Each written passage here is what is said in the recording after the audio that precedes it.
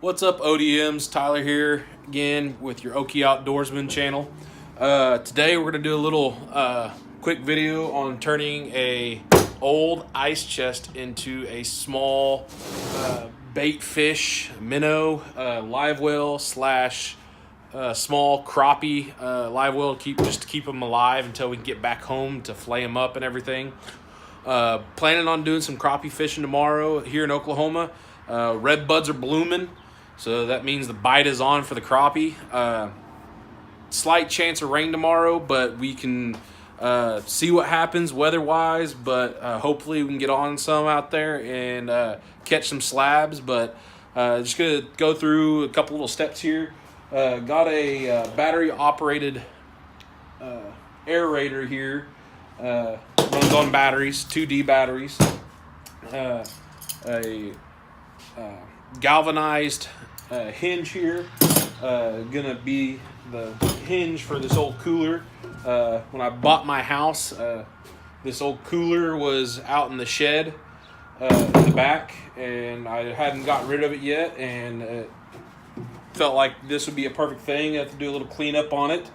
It's pretty dirty on the inside. Do a little bit of cleaning, get it ready to turn into a live well. I'd say this is maybe 4 gallons that'll hold, but we can see where we go from here. So I'm gonna get this washed up real quick and we'll get back.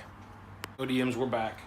Got the cooler all washed off now. Had to use a little bit of bleach on it to kill all the mold that was growing on the inside, all that green mold that was growing on the inside now. Much cleaner than it was. So we can get this thing started. Now, some of you all will be saying, oh, you're going to kill fish because there's residual bleach in there.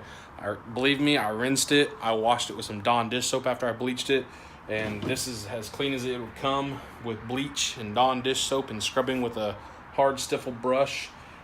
So we'll get started on doing this. Now, the way the lid's actually supposed to go on there is this way. But it has this dimple right here on the back of this lid, which would be right in the way of our hinge. So we're gonna actually put this on backwards. But we are gonna take this hinge here, mount it up right here with some short screws I got. Got some little short Phillips head screws that won't puncture all the way through. I had purchased some other longer multi-material wood screws, plastic, drywall and all that stuff. They're gonna be a little too long. They would puncture all the way in and would leak. So I'm just gonna do one single hinge here in the center. As small as this ice chest is, that should be more than sufficient to do this. As big as this hinge is and everything, it shouldn't have any room to flex or anything like that. So we'll go ahead and get this mounted on here, and we'll go from there. Okay, we're back again. Got the hinge on. I will say I tried to use the very first step in this step drill bit to pre-drill 4 holes to start my first 4.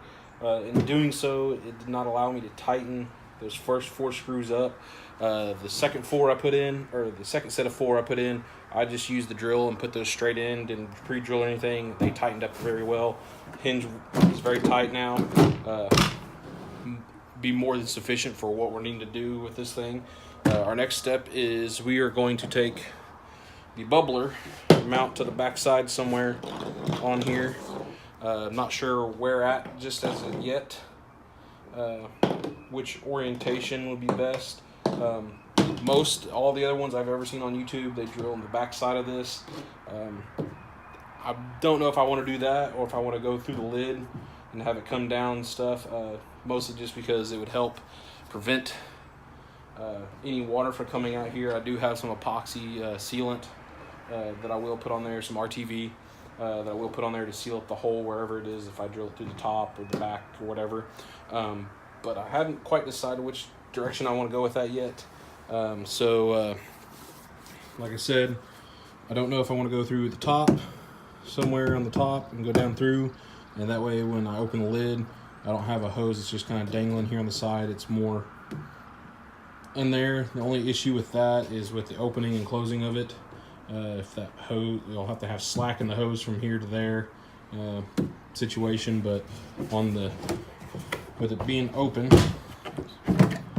and everything, I don't know if it'd be good to have it come through here or down there in somewhere below this line here, somewhere right in here below that line.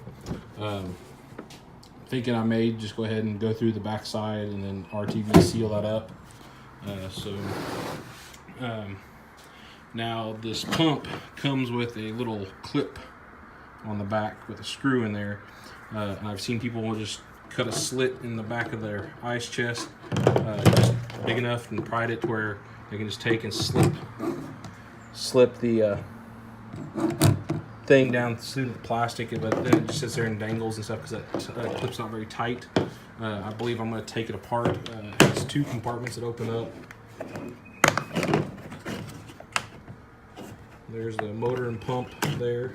And this is the battery compartment. It says to keep dry, but I'm thinking I may take and drill a small hole here in there between the space of the 2 batteries and actually screw it to the back. That way it's a little more secure. So I got some more big pan-hand screws that are only 3/4 inch long, so they shouldn't go through. They're a little bit bigger diameter than these, so I may end up taking a couple of these out and putting some of these bigger ones in there just to try and get a better bite to tighten that hinge up. That way it's a little better. A lot of the slop in this hinge is actually in the hinge itself. It's not the fact that those screws are loose, it's the hinge itself. It's a very cheap hinge. I bought it from Harbor Freight. I'll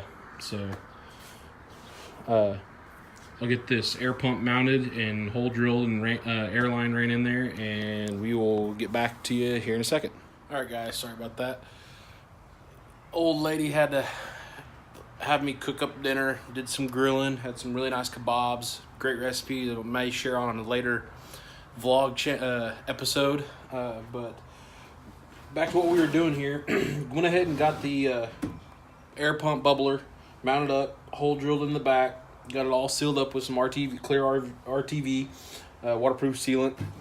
I did go ahead and switch out a couple of these screws for some of these other ones that I had. They were bigger. They just felt a little better after screwing those in and stuff. But as you can see, it opens up, and I did go ahead and make a strap stop. I had some old picture hanging wire here, and I had a couple extra screws, and I just went ahead and screwed them in there and twisted it up real good.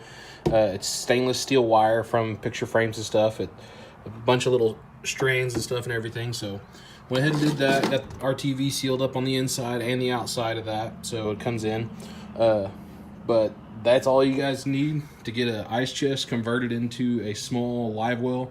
Like I said, this pump will aerate up to, I think, 8 gallons for 6 hours. But like I said, this thing is probably I have pretty good sized hands. This thing's probably maybe 4 gallons at the most.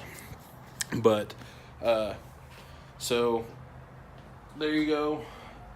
Old ice chest, Cabela's ice chest,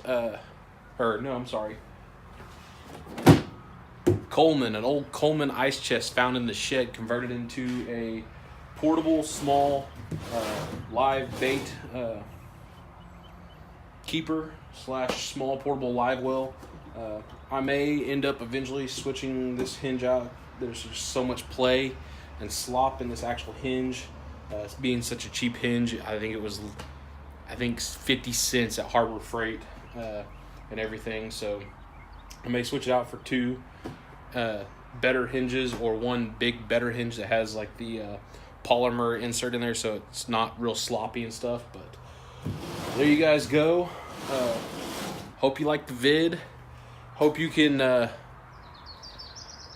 catch some more on us. We're gonna have a nice evening on this Friday evening here in Oklahoma. The weather's finally starting to come around. Here in Oklahoma, like I said, red buds are blooming.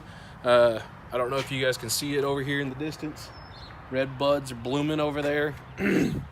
But here we go in Oklahoma. So hope everything with y'all is good.